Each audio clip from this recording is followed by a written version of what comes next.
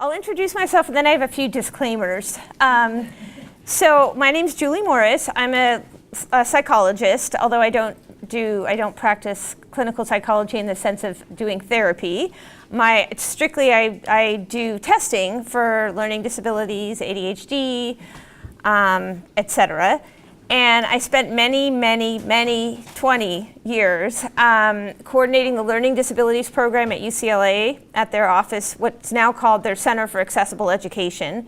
And there I worked with students that had a wide range of disabilities, learning disabilities, ADHD, psychological, autism spectrum, and acquired brain injuries. And helped identify the accommodations they needed to be successful in school. Simultaneously, I had my private practice where I did the testing. That wasn't a part of what we did at UCLA. When I got my 20 years of service, I retired, which was about a year and a few months ago. And then, thank you, and then I worked at Santa Monica College as a learning disability specialist for a year. And then just to sort of make the transition into full-time private practice, which is what I'm doing now. And so that's sort of where I've been. I originally knew Daryl through my mother, who's an educational therapist, so I didn't exactly fall into this field. I sort of come from, or at least from one side of my family where there's a lot of educators and things. Okay, a couple disclaimers. This is honestly, I'm just putting it out there, probably the first or maybe second PowerPoint presentation I've ever done, because I really like to be more interactive and unstructured. So I'm going to attempt to follow this, but I also welcome any comments, thoughts, interjections, and if we don't get through everything, Daryl has a copy of it, or I could send a copy of it to you, but I'm not 100% sure I'm going to actually follow it directly. And I have gone to presentations on how to make PowerPoints, and this is exactly what you're not supposed to do. There's way too many words on the slide, but anyway, the information is there should anybody need it or want it. And then the second disclaimer is that, as you can see from this slightly altered title from what it was when I arrived, the term learning, I think it's more socially acceptable to say learning differences, because indeed we all learn differently. For the purpose of certain things that I do, like making recommendations for formal accommodations, it's based on diagnoses that are technically specific learning disorders in various areas, reading, written language, and math. And then if we go one step further, for the purpose of the ADA, the Americans with Disabilities Act, for a student to be if a student states that they're required to get certain accommodations, which doesn't necessarily hold in this environment, then they are identifying themselves as having a disability. And so I'm sort of using the terms learning difference, learning disorder, learning disability somewhat interchangeably, and that's the reason why. They technically are. But it's probably a little gentler to say learning differences. There are many types and ways that they can manifest. So just by definition, a learning disability refers to a variety of disorders that affect the acquisition, organization, retention, understanding, or use of verbal or nonverbal information. That's very broad. And they affect people, students, I'm going to probably refer to them mostly here, who at least have average intelligence. So myth number one that I really have to address with students first and foremost is, if they're struggling in school and we find that it's because they have a learning issue, difference, disorder, disability, it's not a reflection of their intelligence, because by definition, they have to be of at least average intelligence. So there is another category called an intellectual disability, which is a student who intellectually their IQ or their cognitive functioning is below average. And there are services available to them in various settings, Santa Monica, or the community college is being one. So what might you see? And again, feel free to chime in. So many of the learning differences that we see or that you would see are related to language. And so students may have difficulties processing language, comprehending language, retaining information, and, well, I guess I wasn't going to address the other things until a little bit later, but because of this, they need repetition and they need time to take in information. I'll get to the other memory, executive functions, and visual spatial processing in a few minutes. The learning differences can affect students in different areas. So there's oral language. I actually recently tested a student just because it was so pronounced that I'll share it here, who had an auditory processing deficit, which had never been identified, and he's 18. And he basically, every time I asked a question, he gave this very circuitous, sophisticated, at least in his mind, verbal response that actually did not even come close to answering the question. He was just talking around everything. And this extended into all areas, like very basic, simple questions. When he was reading out loud, he didn't process or understand what he read, and therefore the majority of his answers were wrong, not necessarily because he didn't understand the information, but because he did not directly answer the question. That might sound familiar. And this was a very extreme case. Sometimes it's primarily in reading, and there's a lot of different reasons why students may struggle with reading, and I'm going to address those a little bit later. Written language can be affected, so that you may see students who express their ideas articulately when they're speaking out loud, but in the written format, it's a whole other quality. And then it can affect students in the area of math. And it also can affect students in a combination of areas. Then secondary to this are also issues with organization, social perception, visual spatial, which isn't on here, and social interactions. If you can imagine somebody that doesn't understand a very basic question when they're interacting with other people, it's going to be hard to have a reciprocal conversation if the student isn't responding directly to what's being said. Okay. That prior slide had said, can they be cured? And learning differences remain differences throughout one's life. However, over time, students can develop strategies to compensate. So the learning issue does not go away, but students show improvement over time, and that's why we like to see students be reevaluated, at least until they're an adult, because their limitations and their weaknesses change based on the strategies that they've learned. So one of the terms that's used, for example, if a student is requesting accommodations on a standardized test, is that they need to show what the current functional limitations are. And so while maybe as a child, early on, they weren't able to read, maybe now they can read, but their processing is slower because the reading isn't automatic. So how it affects them may be a little bit different as they develop strategies over time. And does that sort of say that? Kind of, depending on the interaction between the demands of the environment and the individual strengths and needs. Yeah, so in different settings, yes? Just a question, based on your background in the research, are most of these learning differences nature or nurture kind of thing? Is it mostly biological or environmental? Usually it's physiological, yeah. So it's something genetic often.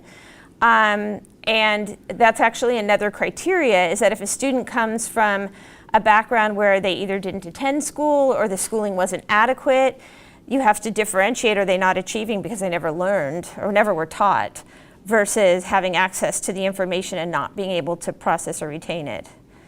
So that is a good question. Usually, if you look back, there's some even generations back, there's somebody that might have struggled in a certain way, but either compensated. A lot of times people compensate up to a point by sheer intelligence, finding ways around their weaknesses. The sort of hallmark of a learning disorder difference is a discrepancy between a student's potential, which is measured by their IQ, I mean, when I do my testing, as that is not reflected in their achievement. But you have to be careful because there's a lot of reasons why students don't achieve. Maybe there's difficulties at home, maybe they're not doing the work, maybe they're trying to hold down a job and they don't have enough time to invest in their studies. So you have to sort of be mindful of the other factors that could affect learning. And the diagnosis is made through this evaluation that looks at cognitive abilities, that's the IQ measure, and then academic areas as well as other areas that I'll talk about shortly. And I should add that the initial referral, like you don't test every student that walks through the door, but it's usually identified by a teacher or a counselor when a student is not achieving. Okay, so we've all heard of dyslexia, which sort of in our minds, or a lot of people's minds, is viewed as, oh, well, that's somebody who reverses things, or their B's and D's are backward, or they read words backward. But that's technically, that's one potential type of dyslexia, but dyslexia just means difficulty reading. And then in terms of the diagnostic manual, it's called a specific learning disorder with impairment in reading.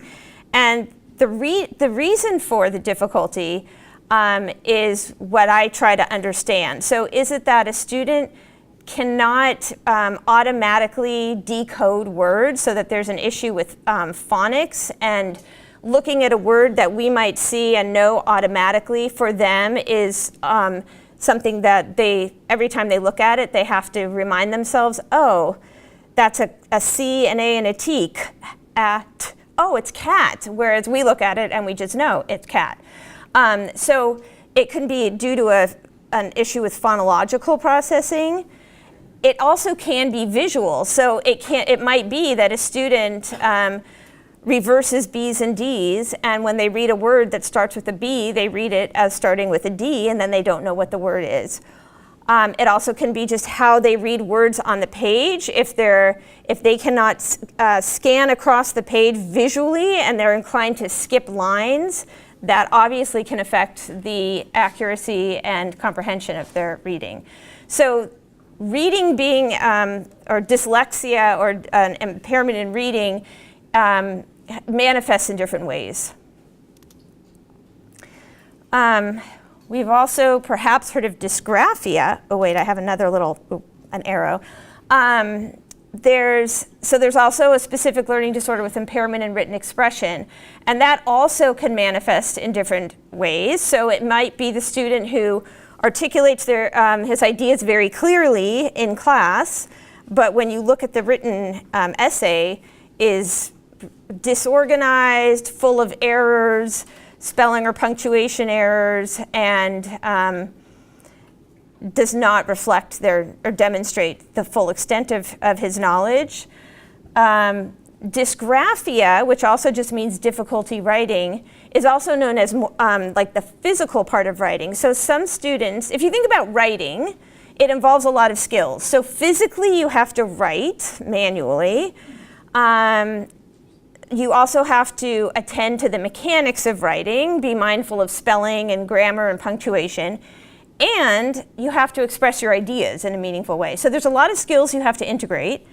And so there's also this developmental coordination disorder, which I think is sometimes referred to as dysgraphia because it's more about the physical act of writing.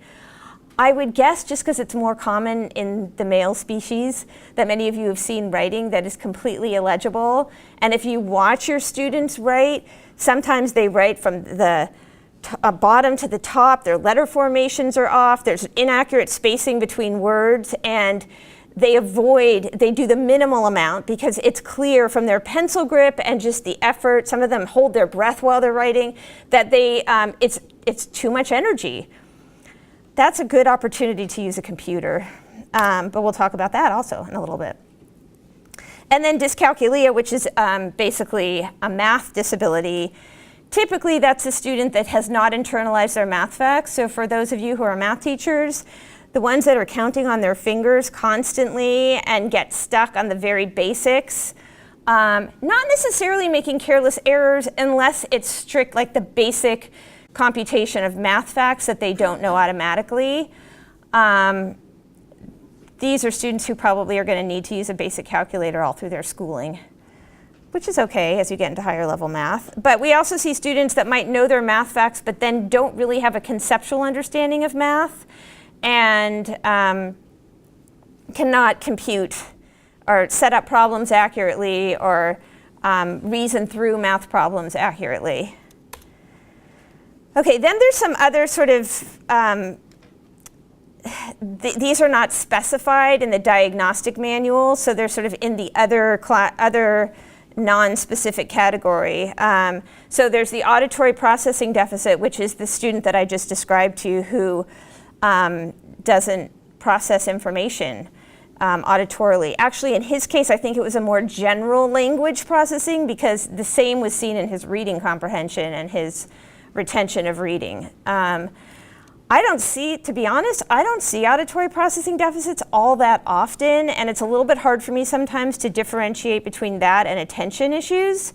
But boy, this one that and again, it's very fresh in my mind, it was like just right. And I think also Daryl had mentioned, talk about auditory processing, and I was thinking, I don't see that often. And then it was right at that time that I met with a student, and it was just, it was so clear. The visual processing is also more general visual issues that affect reading. So it's more about how their eyes function, and there actually are developmental optometrists that evaluate visual functioning and how, I don't do this, but how their eyes work together across the page. And sometimes you can see when you look at a student that their eyes just don't look entirely like in line with each other. And there are times where I've brought that up and the parents are like, what are you talking about? And I'm like, I don't know, maybe I'm just seeing something, but it seems like there's something going on with the tracking and just maybe you should get it checked. And then they come back and say, oh, it's the worst case that the doctor's ever seen of a visual functioning deficit. And the issue, the treatment for that is something called vision therapy, which involves like vision exercises, and it's a little controversial. Some people say it really works wonders, but students often don't really do it in the sort of the manner that they're supposed to and for the amount of time they're supposed to. So other people say it's not that successful. So depending on the extent of it, I think these accommodations, like taking the time, blocking off words that they're not reading at the time, and developing strategies also can help compensate for it. I felt like I should include something relating to autism spectrum disorder. I don't know how relevant that is here, but you may have some students that are very high functioning on the spectrum. The terms have changed over time. It used to be called Asperger's syndrome, but that's no longer a true clinical term.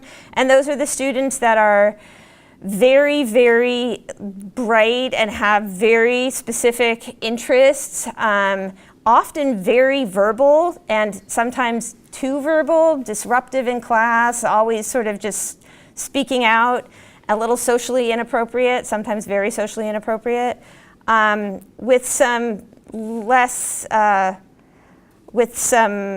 nonverbal issues. That's the socially inappropriate piece where they can't read the nonverbal cues. So when I've worked with students at UCLA, it's a student that at a certain point, I just have to stand up, get out of my chair, and walk them out of the office because it's clear that they weren't picking up on my signals that our meeting is over. We've done what we needed to do. I need to move on to the next thing.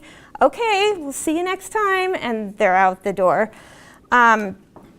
Interestingly, at the higher, the more pronounced autism spectrum is they actually tend to be nonverbal, so they don't speak as much, and that's actually what leads to the diagnosis.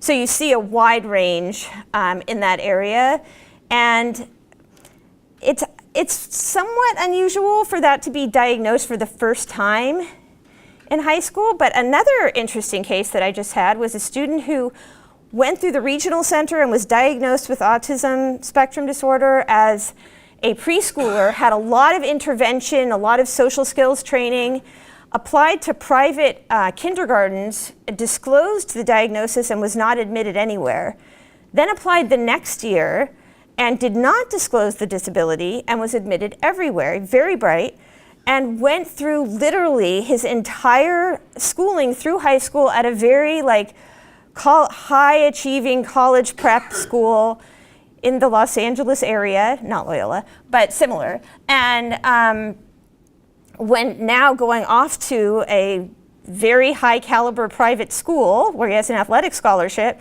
was decided they felt like maybe he would need some evaluation, and he does have some attention issues, which often coincides with that, the autism spectrum disorder diagnosis, but there were definitely little signs, like slight awkward moments, and at one point he just sort of walked out of the office and I had no idea where he went, and he was sort of missing for about a minute. So he had like some little glitches, but at that stage it didn't seem like he needed to have that label on him anymore. But it's rare, again, that it's diagnosed for the first time in high school, but not unheard of. Okay, so I've probably touched on some of this already, but things that you might see in your class. So as we discussed, there's this discrepancy between a student's potential and how they achieve. So perhaps there's a student in your class who participates, seems engaged and active, shares information that suggests that he understands the material, comes and visits you at office hours or whatever support or whatever you have here, and seems very committed to the material, and then does not do well on tests, whether it's a misinterpretation of questions, running out of time, overthinking, anxiety, I don't know, but that's a red flag there, and obviously is probably frustrating to the student. Particularly in a math class, a student might make a lot of careless errors, not attend to the signs, try to work too quickly, maybe feeling pressed for time, maybe misreading test questions, overlooking which of these is not the correct answer in a multiple choice question, transferring when solving math problems, transferring numbers incorrectly.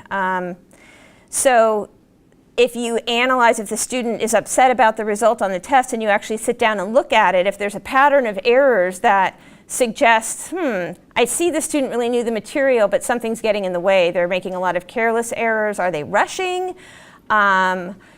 Is that something visual? What might be going on? Obviously, if it happens once, I wouldn't necessarily jump to any conclusions, but if that seems to be a pattern, it's probably worth addressing. And then, as I've already mentioned multiple times, in an essay test, that if there's issues with the expressive language and or spelling and organization, particularly in contrast to how a student might express himself orally. Oh, there's more. Okay, this is kind of like number 2, but just more generally, I've had students say, I took the test and I missed the whole back page. I didn't know there was a back page. Or there was a multi-part question and I only answered part 1 and I didn't realize there was parts 2 and 3. So maybe something related probably more to attention than anything else. So again, I think it's a pattern of errors that you might see with students that would be something to just watch for and be mindful of. I have to address ADHD because this is like the diagnosis of the decade, I think. We all have some difficulty focusing at times, so ADHD it's a little bit of a subjective diagnosis. This is, again, sort of a definition, but It's marked by inattention, sometimes hyperactivity, sometimes impulsivity. And by definition, you have to identify, or the symptoms have to be somewhat present in childhood, even if not dramatic. It's a lifelong condition. It's something you're born with, also genetic. Okay. So here I mentioned that so when I evaluate for this, I look through all of their early report cards. And another example, I just tested a student. She's now 16, but when the mother went back, she found all of these emails from teachers throughout elementary school. She hasn't done any of her work. I'm sending home this work because it was due yesterday, and she only completed 1 out of 5 assignments. And so there may be issues with like executive functioning, which is all that organization, planning, remembering to turn in assignments, remembering to do assignments, as well as maybe what I often see as well, particularly with boys, is, he was constantly talking to his neighbor, overly social, disruptive. That's a little bit less common with girls, but not always. But just because the inattentive type of ADHD does not include the hyperactivity and impulsivity, and so it's hard to know when someone's sitting quietly what's going on in their head. Are they attending or are they not?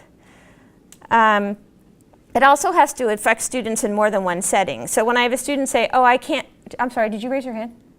Is it okay to ask questions? Please, please. This is by far the most common diagnosis that you see, yeah. Yeah. And oftentimes the student ends up on medication to some degree, some regimen of medication. I'm just wondering, in your experience, now you say it's a lifelong malady, so what happens with the medication after high school? You mean, do they still need it? Yes, generally, and into adulthood. Okay, good question.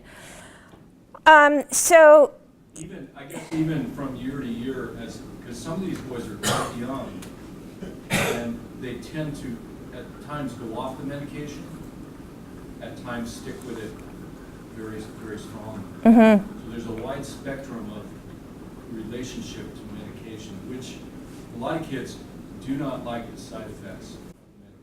yeah.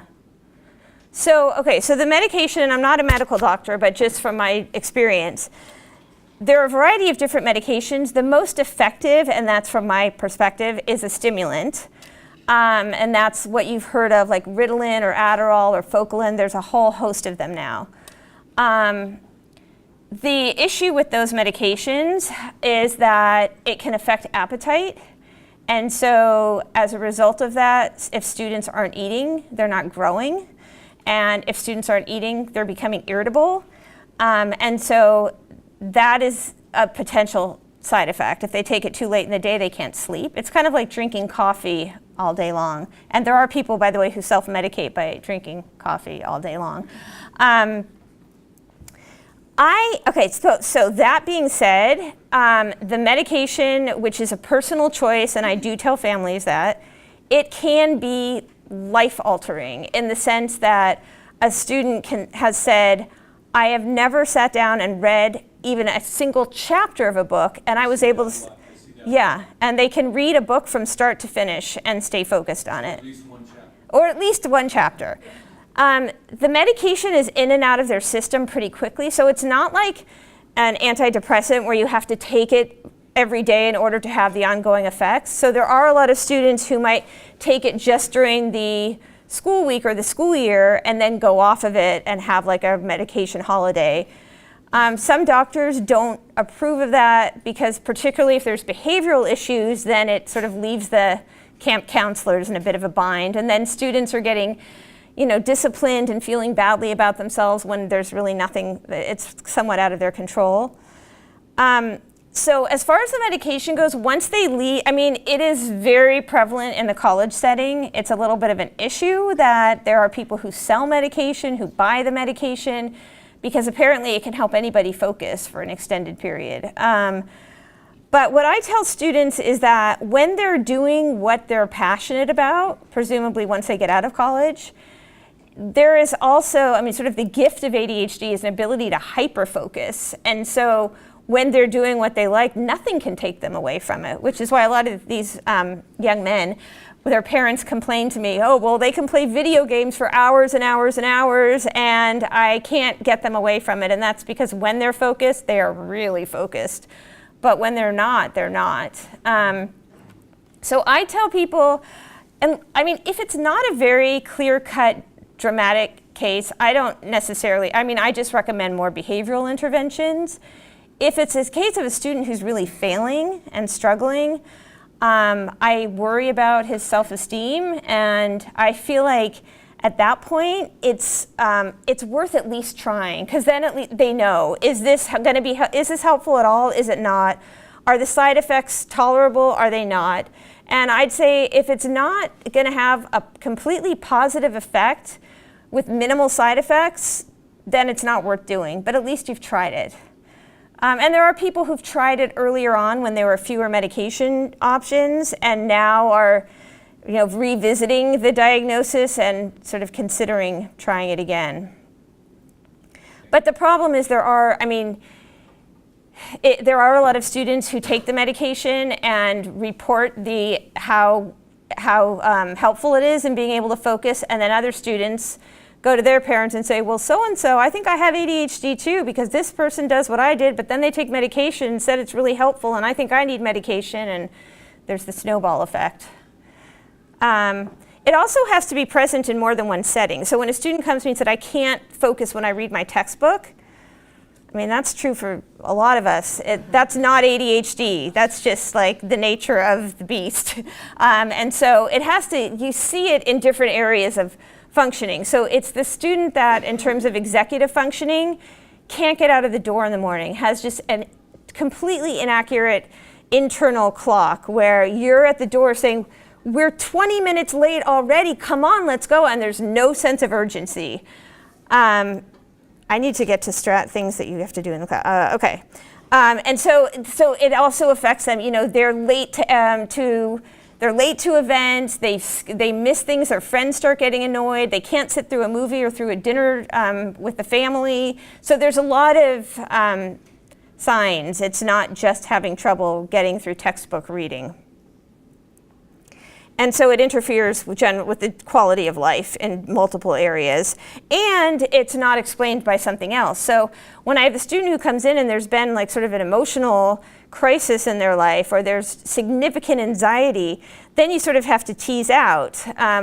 Like the student also with the auditory processing, he checked out for periods of time. Well, is that because he wasn't understanding what he was hearing, or is there also an attention issue, which would make the auditory processing that much worse? So you have to sort of also be mindful of what other things can be affecting focus. And usually, for me, that means going back. And if this is something that they're saying is just developed, then I'm a little skeptical. And I try to evaluate other areas that might be affecting. I feel like I already did this. Okay. I think I might have had that slide twice, but nevertheless. So that's for ADHD, yes. Issues with organization, remembering to bring things to class, not turning in assignments that they actually have already done.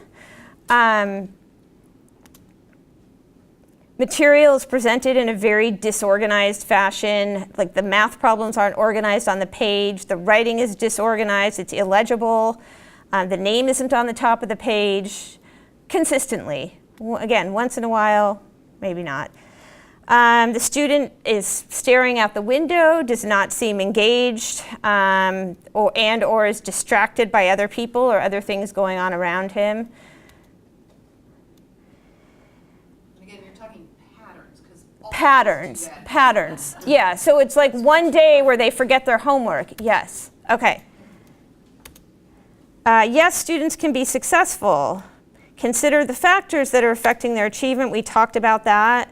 Is a student getting enough sleep? Are there issues at home? Is he actually putting forth effort? And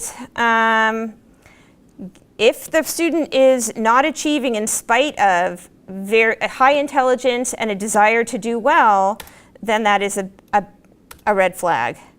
We can't assume the student is lazy, doesn't care, or doesn't have the potential to succeed. Okay, here's the important stuff.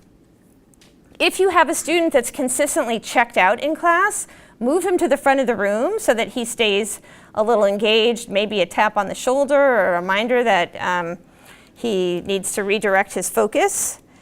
I think any student learns best when there are multiple types of sensory input, hence my, well, a little too verbal slideshow, but having pictures, demonstrations, writing things on the board or whatever you call it now, and talking all of that, if they can take in the information through multiple senses, it keeps them more engaged and active in their learning. It helps them remember. And they retain it better. One of the things for students with reading is that if they listen to audiobooks, they can hear the characters, like they have voices and expression, and it helps them create a picture, and having a visual image of what you're learning helps you retain the information and comprehend it. And sometimes I tell students, when you're reading a book, like a history book that seems not that interesting, think about your classmates. Which one seems like they would be more like Abraham Lincoln, and sort of create a picture so that you can associate, make it meaningful for you, and it will help you when you're on the test. Oh yeah, Lincoln, how do I describe him? Oh, he's just like Joey, and then you describe Joey. Okay. For those students that aren't taking notes, maybe it's because of a focusing issue, maybe it's because they're avoiding writing because of penmanship issues. I don't know if students are allowed to use computers. I know in the college setting, sometimes they're not anymore, and it is an accommodation to allow students to use a computer. If obviously there's a concern about the internet, I don't know if there's a way to deactivate the internet, but it can be helpful for a lot of students to take notes on the computer, particularly if there's a manual dexterity issue. Yes? Question for more normal capacity learning students.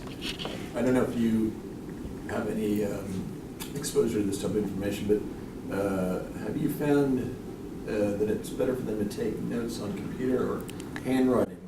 Yeah, I know. There's some people say that you get the information better by writing it by hand, and I actually just met with a student who said that he prefers to take notes by hand, that he feels like he processes the information more effectively.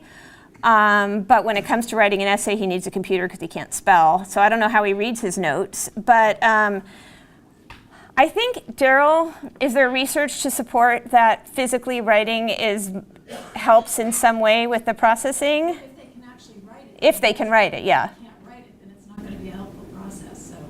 Yeah, I guess I'm not just interested with the kids at the margins, but just in general. Average. Yeah, what's the research saying? Yeah, that it does. Okay. It's like a big internal debate here, at least the teachers I talk to. Should we allow computers in the class for note taking or not? So. Research does indicate that's taking it in another modality kinesthetically, and yes, it can enhance learning, but for a kid who can't write, it's really hard to do. If a kid is worried more about the formation of the letter versus the information that he's trying to write down, then it doesn't really. Yeah, and if spelling is an issue, then they get stuck trying to spell accurately. At least with a computer, they'll have spell check. If assignments can be given in writing, usually I think it's posted online, but I don't know how timely that is or consistent it is. But it's good for a student to be able to refer back to an assignment so they can make sure they've addressed all points of it, and also can make sure they're answering the question, which some students do not. I don't know what happens in terms of notes, but if there are PowerPoints, if those can be accessible to students, or I feel like there are some teachers that do distribute outlines, but maybe not consistently.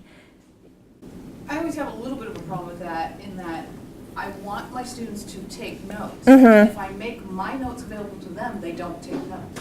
Mm-hmm. So when I use Prezi.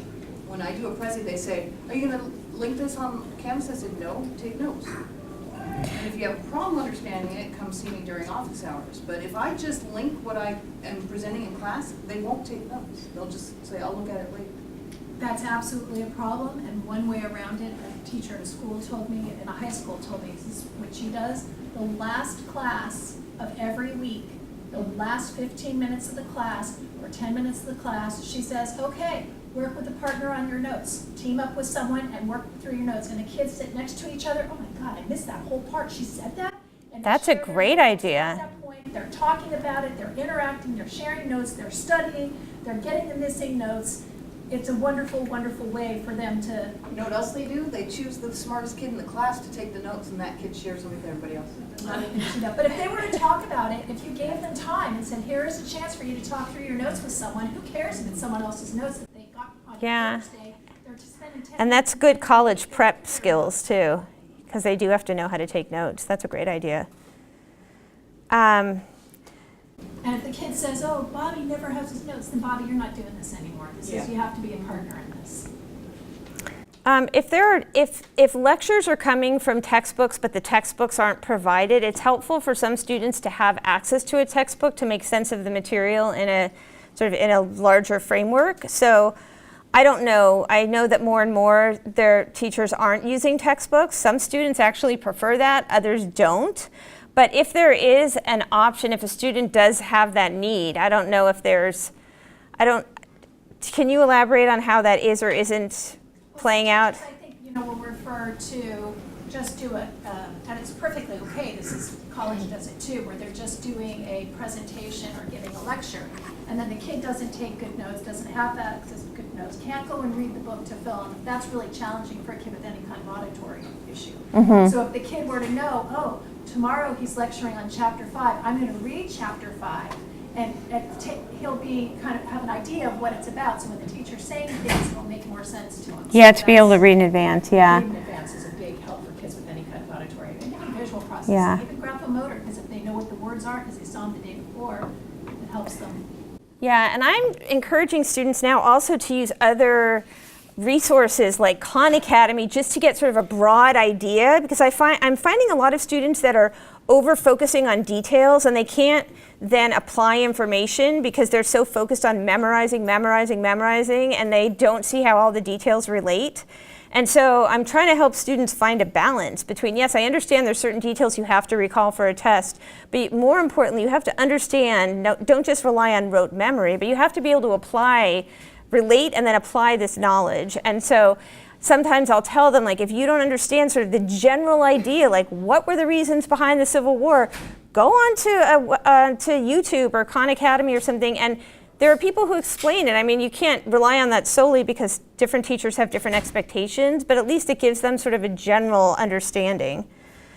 And then the other thing is just that I feel like this in some way might be more of an evaluation sort of process, but if a student isn't doing well on a test and meets with you and expresses discontent, it would be interesting and helpful to assess their knowledge in another way. Like, okay, you tell me about this information that maybe they weren't able to show on the test, just so you can see if they understand it.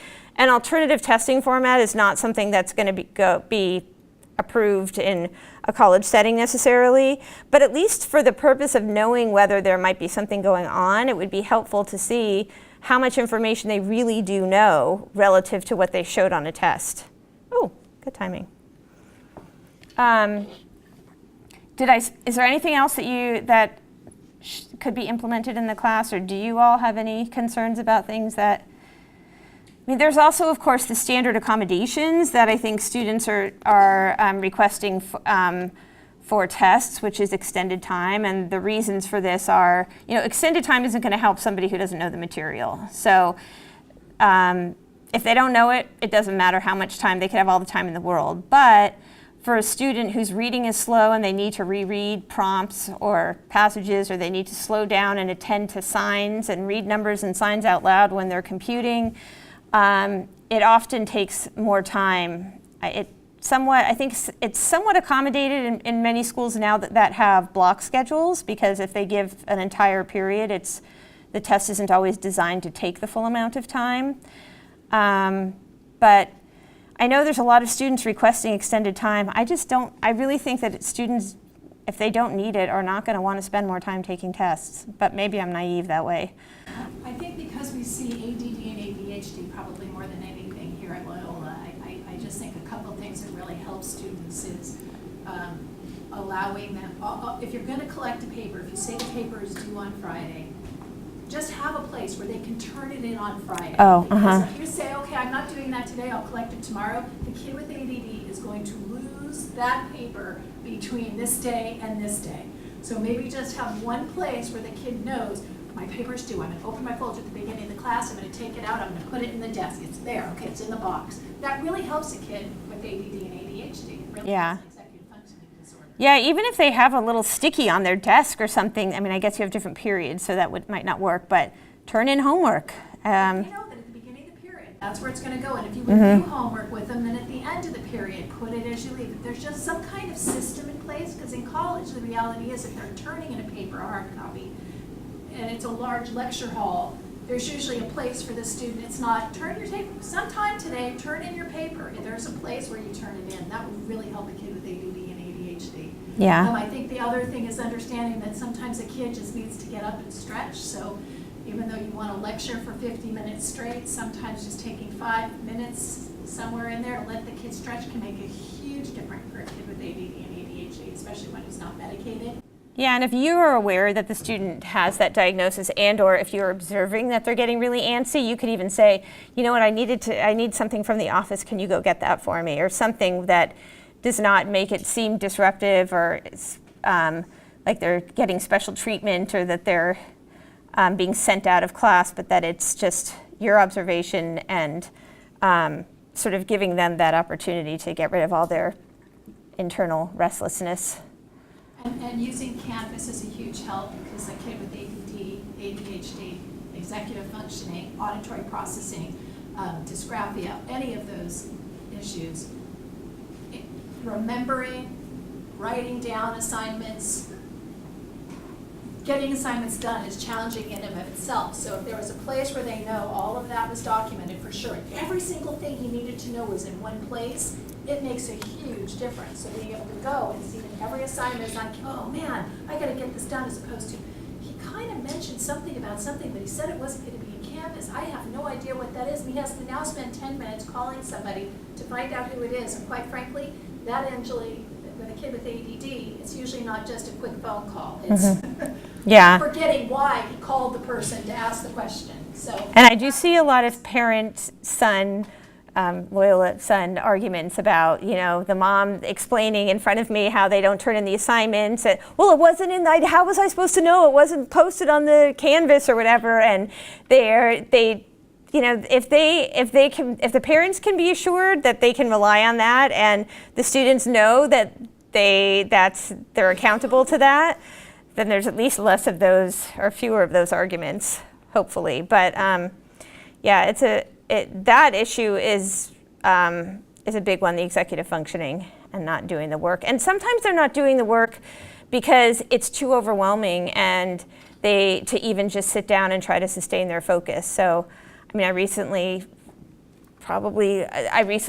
saw somebody who's having that. I mean, the mom just contacted me, panicked. He's like failing his classes. I don't know what to do. And now the accommodations have just been put into place, and she's feeling a little more at ease because I think the teachers and the counselors are working with him, and he's getting the work done. In regards to extended time, I was just thinking that for teachers in general, it's up to each individual teacher to get extended time beyond midterms and finals. So, but I would think that maybe if it's just before lunch and you're going to happen to be in your classroom for an extra 15 minutes, or it's right next to recess, if it's convenient for you to stay in, and after that kid is on an IEP that you should have memos of, then that's a great, kids are extremely grateful and appreciative when you're able to do that. Other times we know it's difficult because you have a class next, you have another commitment. But if you don't have that commitment, to maybe make that offer to a student who's struggling, if it fits your time schedule. And if you do, Reach out to a counselor too, because some of the counselors are more than willing to say, oh no, just bring the test, or I'll come get the test and I'll sit with you and I'll let you finish it with me until you're done, you're through recess, not, you know, the rest of the day or anything. and if you do have a student who doesn't have a, whatever you call it here, an IEP, is that what you call it? That's okay. But is continually asking you for more time, that might be a referral to a counselor as well. Like, what this student is constantly needing more time for tests. Maybe there's something going on. because especially as they get closer to the SAT and ACT, if they're going to need more time for that, a history of accommodations is important to establish. And so if they're needing the time and teachers are informally accommodating them, which is very nice, it's still helpful to have it documented sooner rather than later. Do you think it's inappropriate for extra demands to be put on kids with learning differences as a way to accommodate? Like, I know in years past when we didn't have Canvas, sometimes with working with these kids, I wouldn't demand it, but I go, you know, have you thought about writing down all your assignments? Because a lot of times they just wouldn't do that. No, That's so challenging to do, but do you find that effective, or if they? I mean, they need strategies. So if you're willing to work with them and you know, give them suggestions of what to do, by all means. It's their choice if they're going to do it. But if they want to make sure they get all their work done, that's definitely one way to do it. I mean, the reality is that they're probably going to have to invest more time than other students and develop strategies that other students might not have to think about. And as long as they're willing to do that, and that's what I try to remind students, particularly when they're feeling hopeless and unsuccessful, is you have the potential to do this. You just have to be willing to figure out the strategies that work for you, probably put in a little more time than others, and you'll see the success. So try it and stick with it, and then once they experience success, then I think they're more willing to use those tools. I have a comment and a question. So a combination that I've been considering and I've been reading on is some of our students turn in their quizzes or tests early because they just want to get it done and over with. Mm-hmm. And so I've been reading about kind of these table tents where it kind of like protects the student from looking around the class. Mm-hmm. And it helps them with their focus, and that's an accommodation usually for ADHD, for the inattentive type. So that's something I'm looking into, and maybe something that other teachers might benefit from as well. Yeah. It's kind of like a trifold. Yeah, I mean, those are common, I think, in younger grades, but I wouldn't be opposed. Yeah. Sometimes our kids need them too, especially. Yeah. Yeah, definitely. That's cool that you're looking into it, thank you. And then my question was, there are parents that refuse to believe that their student or their child has a learning difference. Do you have advice as to how we can best kind of push them towards maybe getting their children tested? I think that it's probably seen as a negative, something negative, and it's not, maybe if it's presented as not, like it's about your concern that they are able to maximize their potential. And so if you present it as, I see your student as somebody that has great potential, and I'm not sure that they're showing the full extent of their knowledge, maybe if it's presented in that way where it's not about, you're not suggesting that it's about intelligence or capability. Or lazy. Yeah. Trying. Yeah, and I feel like He hasn't. that when students are viewed as lazy by their parents, and I hear that so often, it's like, I really think that the effort that is required to sit down and have to focus on something is just so daunting and almost impossible for them, that it's not about laziness, it's just a method to avoid just the torture of having to do that. But there are strategies. I mean, so I think if you can, are you a teacher? Yes. So are the teachers the one who, how does the process work? Your counselor, if you have Yeah. a concern, because the counselors are able to pitch that and say, we see patterns in all his classes with all his teachers. It's not just one teacher saying, get your kid learned, test it. Right. It's more that the counselor can say, hey, we're seeing this consistent pattern in all of his classes. We're a little bit concerned. We'd love to know if there was a way we could help him be more successful. In order to do that, it would really help if we had him assessed so we know what the area of weakness is. And so he knows, and really empowers him. If a kid knows how he learns, if he understands his strengths and weaknesses, that's really empowering. Okay, I'm a lousy reader, so you know what? I better pay really good attention in class. Or I really have trouble following his lectures. I better read the book the night before so I know what he's saying. If a kid understands what his strengths and weaknesses are, it's really a very empowering thing, a lifelong sense of empowerment. So I think if you can have the counselor help you say, we see a pattern, we'd love for him to understand his strengths and weaknesses so that he can go forth and be more successful. I think sometimes that's a better way to approach it. Well, I want to thank you all for coming. I want to Yeah, thank you thank very you. much for Of being course. here, Julie. You were My terrific. pleasure. Thank you.